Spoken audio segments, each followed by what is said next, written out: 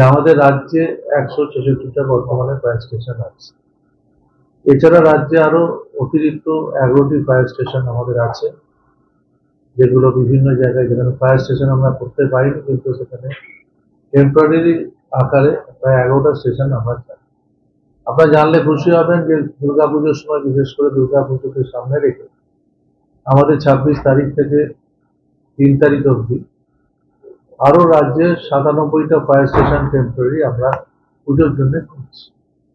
সেখানে well equipment সহ আমাদের ফায়ার স্টেশনে, ওয়ান পাম্প ফায়ার স্টেশনের মতো আমরা 97টা ফায়ার স্টেশন আমরা করছি। এছাড়া আমরা 25টা পুজো প্যান্ডেলে কলকাতা এবং কলকাতার সারাউন্ডে আমরা কিয়স্ক করছি।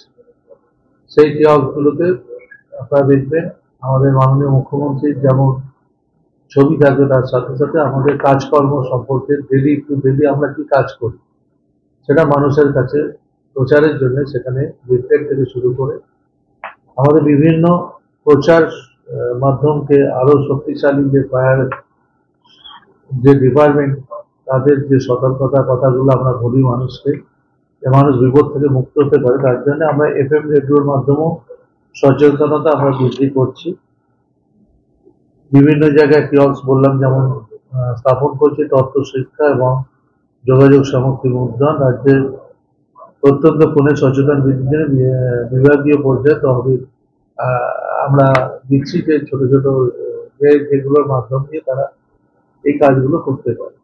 আমাদের রাজ্যে প্রায় যা ফায়ার স্টেশন আছে, আগামী দিনে আরো 25টা নতুন ফায়ার স্টেশন আমাদের হতে চলে।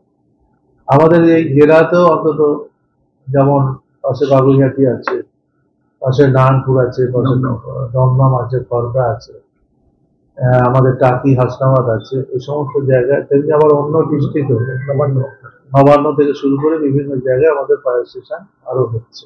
প্রচুর টাকার জিনিস আমরা, আধুনিক যন্ত্রপাতি আমরা ফায়ারে কিনছি, যেগুলো ফায়ারে, যেমন মোটর সাইকেল আমাদের আগামী দিনে আরো প্রায় নতুন মোটর সাইকেল আসছে, বড় গাড়ি আসছে, আমাদের ফায়ারের ড্রোন আসছে, আমাদের এই সমস্ত জিনিস, রোবট আছে আমাদের।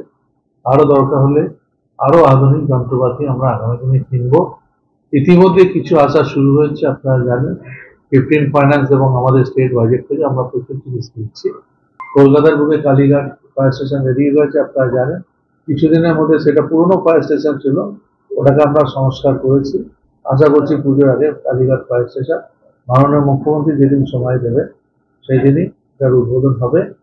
আর টলিগঞ্জ ফায়ার স্টেশন আমরা ডিসেম্বরের মধ্যে 5 পাম্পের ফায়ার স্টেশন, এটা টলিগঞ্জে আপনারা দেখবেন খুব ভালো, কলকাতার বুকে এই দুটো আমরা ইমিডিয়েট এই বছরের মধ্যে করে ফেলছি।